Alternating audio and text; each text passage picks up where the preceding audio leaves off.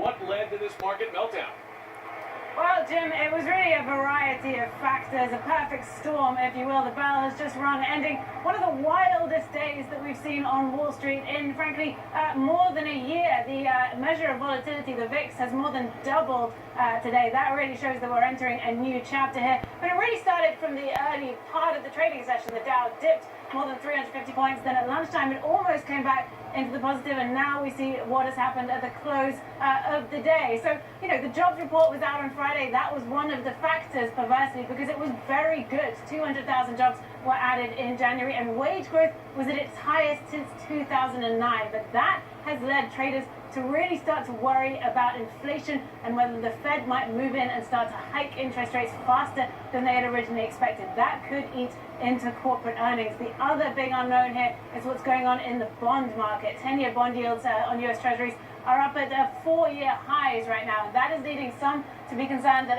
as we edge towards the 3% mark, that critical point, that people might start to move out of stocks and into bonds. But the bottom line here, Jim, is that this market has run so far for so long. It's still, even with the losses of the last few days, the Dow is up around 20% in the last 12 months, and many feel that a correction was simply long overdue.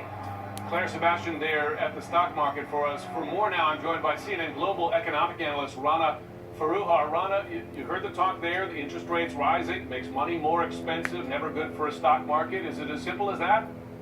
Well, in some ways, yes. I mean, the crazy thing for everybody listening at home is that we got some really good economic news on Friday. Wages are finally going up after many years of that not happening. But ironically, markets don't like wage hikes because that also makes interest rates go up.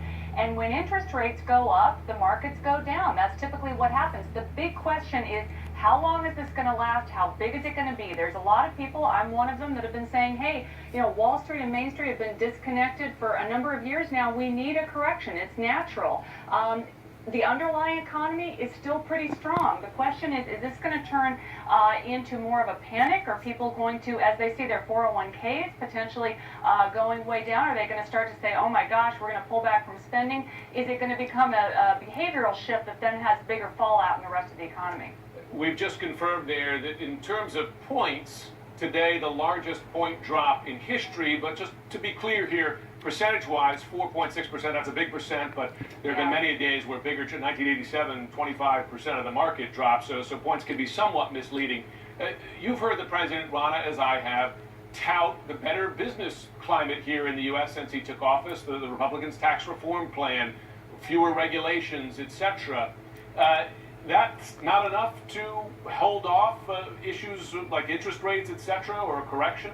Well, you know, what's ironic is the two things are connected. I mean, a lot of Democrats were actually very critical of this tax cut and of the fact that, you know, you're getting the stimulation into the economy at the end of a recovery cycle. It doesn't feel like it, but we've been in a recovery since 2009, so it's actually kind of natural at this point that the economy should be slowing. But of course, the president came in, he made a lot of promises.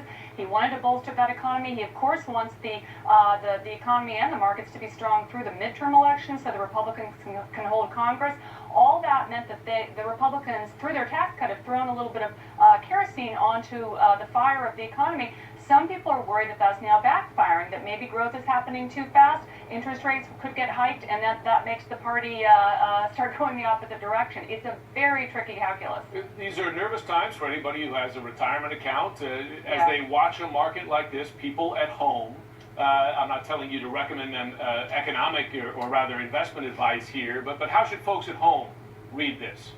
Well, you know, I will give a little advice, and that's don't make any sudden moves. If you don't need your money soon, leave it where it is. I mean, people really often make the worst possible move, which is when there is a sell to get involved in that panic and to say, oh my gosh, I've got to move my portfolio around. Now is not the time to do that.